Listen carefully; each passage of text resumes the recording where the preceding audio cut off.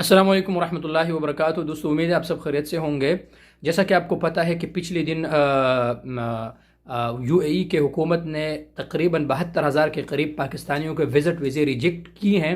اس پہ میں اب بات کروں گا، لیکن افسوس یہاں پر پاکستان کے فارن پالیسی پر ہو رہا ہے مجھے کہ انہوں نے اس پہ کچھ بھی نہیں کیا ہے۔ اور میں نے کچھ میرے دوست تھے، ان سے میں نے جب معلومات کیا اس پر، تو اس میں نہ حسین اور علی کے پرابلم تھے، کیونکہ اکثر یو اے کے ویزے اس نام سے ریجیکٹ ہو جاتے ہیں، اور اس میں تقریباً اکثریت 70% جو ویزے تھے وہ صرف ان بیچارے لوگوں کے تھے جو سعودی عرب کے لیے ٹریول کرنا چاہتے تھے۔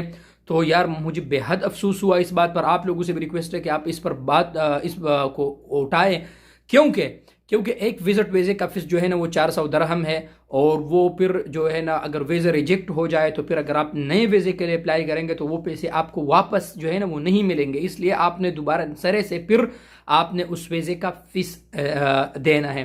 تو یار بہت جو ہے نا مجھے افسوس ہوا اس بات پر، کیونکہ گورنمنٹ کو چاہیے کہ یا تو اپنا جو وزیر ہے، وزیر خارجہ ہے، اس کو جو ہے نا یو اے کے حکومت سے بات کرنی چاہیے اس بات پر، کیونکہ یار بہت سے دوستوں کے یہی مسئلہ آ رہا ہے، ویزے ان کے ریجیکٹ ہوئے ہیں۔ تو یہ جو ہے نا بہت جو ہے نا اچھی نیوز نہیں ہے، اچھی خبر نہیں ہے۔ باقی اللہ خیر کرے۔